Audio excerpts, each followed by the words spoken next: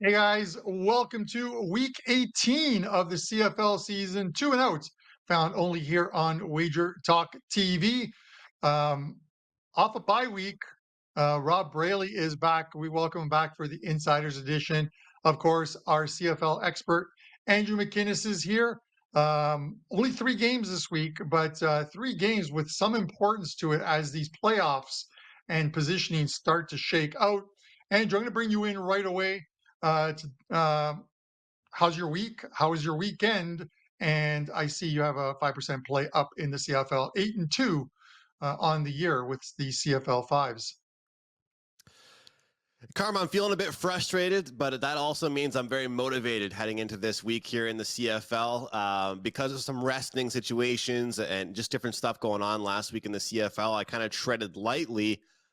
Good news is, though, a lot of things I mentioned on the CFL 2 and Out show cashed. So good for the viewers, not as good for me and my clients last week as I treaded lightly. And, you don't want to leave winners off the board, and that's kind of what happened. But it's good to know you're reading it well and seeing things well. So I'll never really be mad about the fact that I saw the board correctly, but I'm more so disappointed in myself for not firing. But yeah, looking forward to it off a pretty good NFL weekend. And I think this is a good time actually this week to make money in the CFL. You do have some games that matter and some good situational spots. And we're shaping up for the playoffs, man. It's almost here. I can't believe how fast time has gone. The three of us have been doing this show together all summer. Yeah, we certainly have. We saw they were live for a while, the Argos, last week, even without Chad Kelly, put up a big fight, but eventually the Blue Bombers pulled away in that one to win by 10. It's not often you see the Argos at +7, but it had to do with guys obviously resting. And speaking of the Argos, guys, let's wish them a happy birthday. Today, October the 4th, is the 150th birthday since the Argos came to life in 1873, 150 years. I'm not sure even Rob Braley knows that, but maybe he does. Rob, you're off a bye week. How you feeling? I feel a lot better this week. I was a little down in the weather last week. I don't know if it was a flu bug or Omicron or whatever the hell they call it, but took me a good week, and now I'm back. I watched all the games. I was impressed with some teams, and I was just like, wow, some of these teams have pretty much packed in the season too. So it should be interesting this week. There are four games, by the way. Just the one game with the Argos and Elks doesn't have a line out yet from what I've seen, because they're just waiting to see who's playing and who Toronto's going to start at quarterback and all that kind of good stuff again. But I think there's some opportunities here. There's a fantastic game going out in BC when Winnipeg's visiting there for the first time this year, and that game is going to be for first place in the West. So I'm excited about that one. And let's make some money this week, guys. So that's what the show is about. And yeah, I meant three lined games thus far, and we'll have those numbers up during Andrew's Inside the Numbers Market Mover section of the game. But I want to get into the Insiders Report. And Andrew, I'm going to get some feedback from you as well. But you want, Rob, let's do a quick review of the standings in the playoff picture. Obviously, the crossover is eliminated. And we know the Argos are resting players. It's just a matter of whether it's going to be a continuous thing in their final few games of the season. Are they a fade as well too? With the both you guys, let's discuss these standings right now. Yeah, I think Toronto, you're going to have to walk very carefully. You're going to have to wait, read the press clippings, read the reports, who's in, who's out, who's starting. They're 12-2. They've won the East. These games really don't mean a lot to them right now.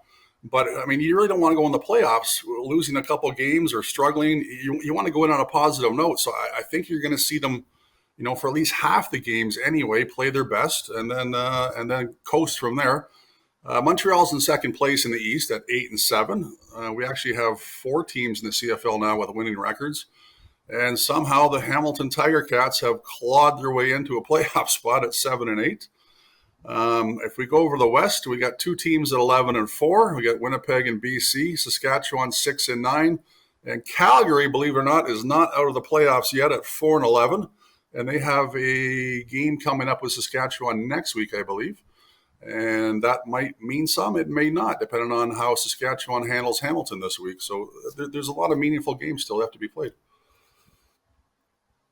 It's incredible, Andrew. It's incredible that a team that is 4-11 has a chance still to make the playoffs. But this is the type of season. The cream has risen to the top, and then there's sort of the middle ground. You see, obviously, the Argos, Winnipeg, BC, those teams are playing, I don't want to say well above their heads, but well above the heads of the teams behind them. And then it's just a scramble for what's left. Any thoughts on these standings and Rob's point to the Argos? And I do agree with Rob. I want to say this, that I think you don't want to rest these guys game in and game out. I think you want your number one unit always being able to click and at least playing the first half of games and getting that first unit in, clicking on all cylinders, and then you get some of the subs in the second half has some importance to it. Carm, I remember at the start of the season, I said this might be one of the most competitive seasons we see here in the CFL. Well, I guess that can sort of be true besides the top 3 teams in the league, because those 3 teams have just dominated the rest of their opponents, and that's kind of like you mentioned there. Look at the Argos, the Bombers, and the Lions. But then other than that, things have been rather spread apart. And looking at even in the East, the second and third place teams, the Alouettes and the Tiger Cats really battling things out. And I think it's very interesting to see what this Redblacks team does down the stretch. I mean, do they just continue to fold over? Are they a team to bet against ATS-wise, or are they a team that will play spoiler? Because that's all they really are at this point. And even looking at the Elks at 4-11, everybody was calling me on Twitter like some number one fan of Trey Ford, and Rob has always joked with me about it, but it's like, where would this team be if they didn't look so bad through their first 2 or 3 games? We don't know, but I find this time of year betting in a lot of sports really interesting, but especially the CFL, because like you mentioned and Rob said there, the fact of the matter is Calgary has played so horribly. Jake Mayer has been one of the only quarterbacks not injured in the CFL this year, but he's made some of the most boneheaded mistakes week after week after week for this team. They turn drives that should be touchdowns into field goals consistently. And I just think that the fact that they can still make the playoffs, it puts a lot of pressure on Saskatchewan, because I think overall Saskatchewan has been a much better team than they really have. But I do like the fact that we get a Winnipeg and BC matchup this week. That game obviously does mean something. But yeah, as far as like Toronto goes, I mentioned it last week. That number got out of control. And people are knee-jerk reaction was going to be bet Winnipeg, bet Winnipeg, bet Winnipeg. But what's that old adage? You bet numbers, not teams. And that number was just a little bit too high, even without a few key players, including Chad Kelly. So this is a Toronto team that's undefeated at home. We don't know what the line is quite yet, but I'm still curious to see if if I see a good enough number, if I want to pounce on it again. Remember, these teams are good not just because of 1 or 2 players, especially we're talking about a football team here. It takes a whole group effort to be a good football team. So if I see one more overreaction to the point spread with some key guys being out resting again, I'll have no choice but to put my money once again on the Argos. But I'm looking forward to this week, and I'm curious to see which teams can play spoiler, Carm, and which teams can slide into the playoffs. It's going to be interesting. Andrew McInnis, our CFL expert over at WagerTalk. And again, I mentioned that he has a 5% play up. Guys, don't forget to subscribe to the channel so you never miss one of these shows or any of the shows on WagerTalk with a lot of actionable info.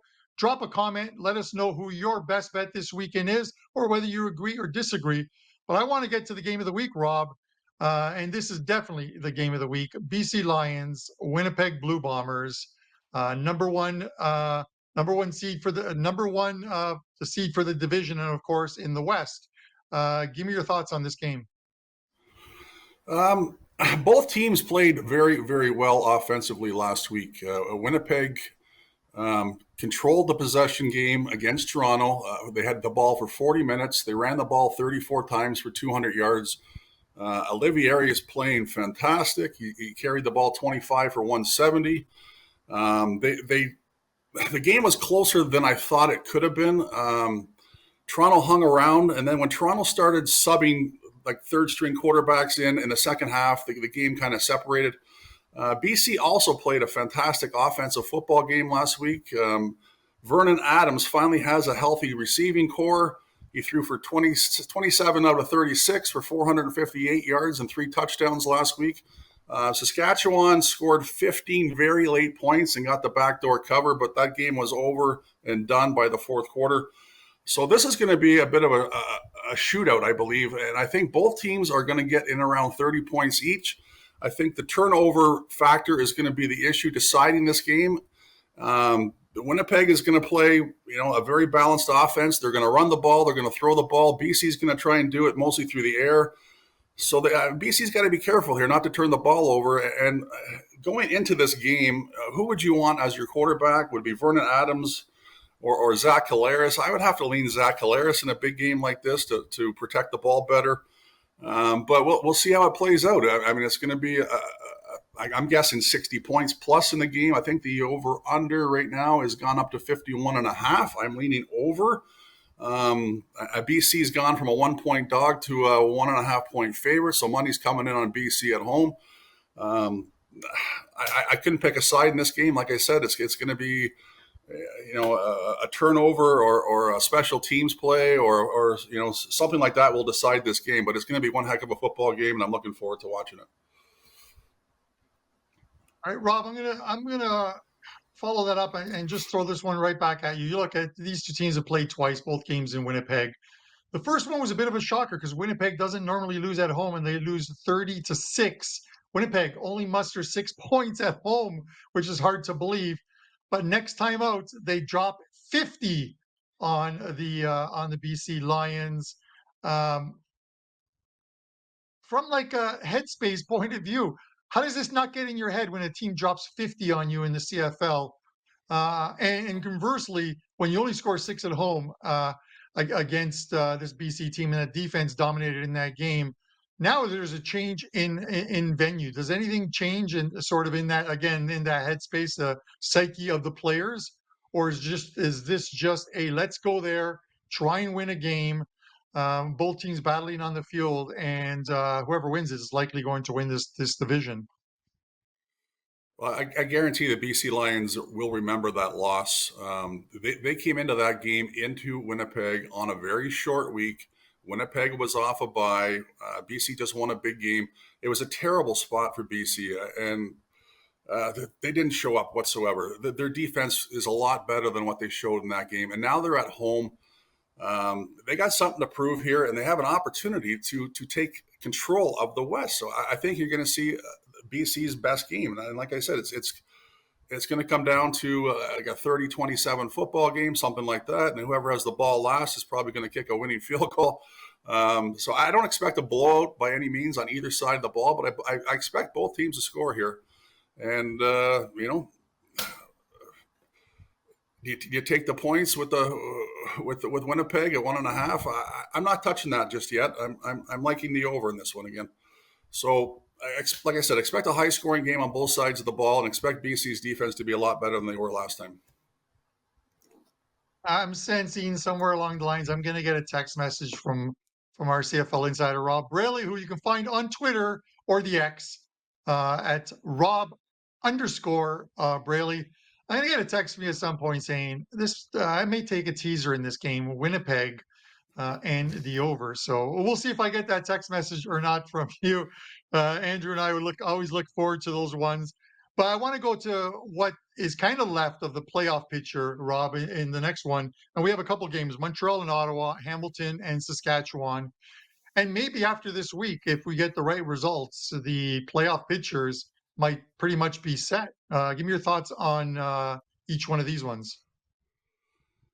Well, Montreal is probably the streakiest team in the league. I think they won 4, then they lost 3, then they won 3, lost 4, but now they've won 2. From what I've seen from Ottawa in the last week or two, I'm afraid they've packed it in. I don't like the play calling. It's very conservative. It's very vanilla. I watched the game last week when they're just not producing. I mean, they had Crum going for 2 or 3 games, and now Crum can't seem to get anything done. And Montreal is on a bit of a high. They're still playing for home field advantage in the East. They're a game ahead of Hamilton. So this game means a lot more to Montreal. And I believe it's at Montreal, correct? It's at Montreal. And, I got to give the advantage here to Montreal. I think they're 6.5-point favorite, which makes a lot of sense. I'm leaning Montreal to cover that spread right now. And as far as Hamilton goes, Hamilton did not look that impressive against Calgary. Calgary looked terrible. Now it looks like Bo Levi Mitchell is back practicing again. I don't know if that's good or bad for Hamilton. We talked about that 6 weeks ago. That the good news is he's out for 6 weeks. The bad news is he's going to come back after 6 weeks. So I think him and Schultz are sharing the reps this week in practice. So I think we're going to see the return of Bo Levi, which to me means turnovers. And they got to go to Saskatchewan, and Saskatchewan's a very hungry team, and they can lock up their playoff picture after this week, and then the Dickinson brothers can have Thanksgiving dinner together and just enjoy the time together. So that's what I see out of the two games this week. Yeah, I watched some of the post-game comments from some of the Hamilton players after that Calgary game, and they talked about, and one of them talked about the fact that let's just get into the playoffs. We have a good team, and we think we're good enough to play in the Grey Cup here at home. So we'll see if that comes to fruition. But Andrew, give me some thoughts on this Hamilton game. The Montreal game as well. Well, I always find it interesting in the CFL when you get home and homes, right? Like these teams playing each other back-to-back weeks. A lot of times I would try and make a case for a team that lost to bounce back, at least against the spread. But I couldn't agree more with what Rob said about the Ottawa Redblacks kind of packing it in. And, this was supposed to be a rebuild year for them. I mean, it feels like they've been rebuilding for many years at this point, but I didn't think that they made enough progress at all. I know they dealt with injuries, especially at the quarterback position, but this team hasn't gotten better as the weeks have gone on. They'd have one, bright spot, like that game they had against BC where they put up a ton of points, even in defeat. But the amount of yards they give up on the ground, to me, is the biggest thing I'm looking at here. William Stanback had 13 carries for 85 yards last time out against Ottawa.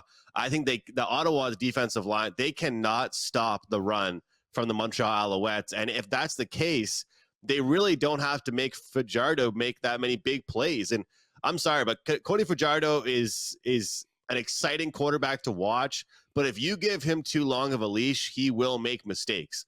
Montreal is at their best when they are running the ball into the ground.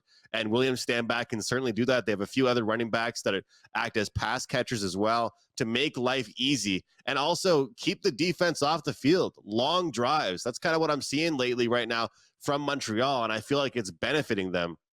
There's no need for them to be throwing the ball 30, 40 yards when they're a better team, when they slow the pace down and run the ball. So I'm laying it with Montreal this week. I think it's a good spot for them. I feel like they're motivated in this one. And I don't think much changes from their last few meetings against Ottawa. So that's definitely a play I like this week. All right, there you go. Thoughts on the Montreal game from Andrew McInnis. Find him on the X or Twitter at McInnis Picks. Of course, you can always find me there at Carmine Bianco WT. Andrew, let's get into the inside numbers, market movers. We'll get the odds. There's only while there's 4 games, there's only 3 lined games, of course, with the status of some of the Argos players still up in the air. There's no line out for that one. But anything grab you on these numbers that we'll see up on the screen in a sec? Yeah, I mean, as we talked about, really tight one there with BC and Winnipeg. We're seeing -2 for the home team. Probably would be very similar if it was a home game for the Blue Bombers. As Rob mentioned, a pretty high total there. I've seen 50s, 51s.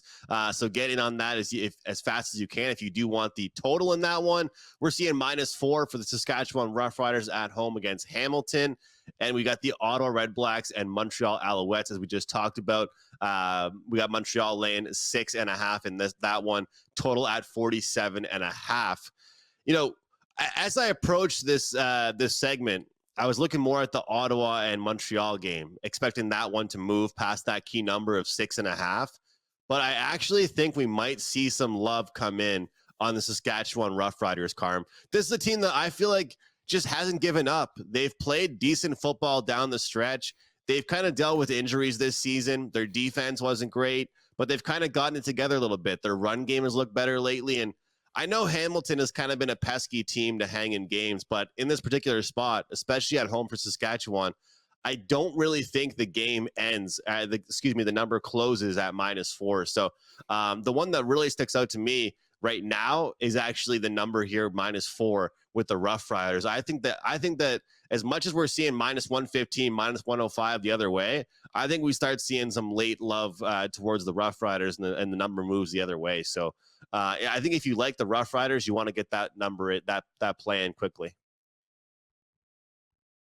Could have piped in some Black Eyed Peas, "Where's the Love," while you were talking about where's the love for this team. But with that said, Andrew, give us some love with an extra point winner on the show. You've been fantastic with these ones all season long, making people a ton of money. Tell us what you got as far as your extra point. So I do have a big play this weekend in the CFL, but it's not on the big game. So here's my extra point, BC and Winnipeg. And I'm going with the home favorite. I think BC gets it done. You look at some of the games that they've played recently, and you probably wouldn't say they've played good defensive football. And that would be true. But some of the competition they've played lately has had some of their best performances they've had on the season and been able to put up good numbers. Winnipeg is a team I'm worried about their inconsistency at the running back position. Even the secondary has holes, and they're a team, especially on the road, that has not looked the same as they have at home. I don't look at home in a way in a lot of sports anymore, but in the CFL, in certain situations, especially with a BC team playing at home where they play their best football, that's definitely where I want to take home field advantage into account. I feel like Vernon Adams Jr. will be ready for it. Winnipeg's coming off that game where they just did not look like themselves for the first half of the game against backups for Toronto. I think BC is waiting at home. They're ready, and they'll get the job done, and I think they're going to be crowned the champions of this division. We'll see what happens, Carm, but I like BC on the money line here. All right, Andrew. Andrew McInnis, our CFL expert over at WagerTalk. And again, he has a 5% play up, 80% on the season with those CFL 5% plays. So you definitely want to get there and pick that one up. Guys, please don't forget to drop a comment. Let us know what you thought of this show, your opinions on some of the games, who you like, who you don't like, and whether you agree or disagree. We love all comments. Guys, we're going to be back next week with what is that, week 19 of the CFL season. This season is going by quick. 21 weeks in this season, and we're getting there very quickly. We appreciate you guys tuning in. We'll be back next week with another show, some more winners. And for myself, Rob Braley, and Andrew McInnis, this is 2 and Out. Best of luck with your wagers. We'll see you next week.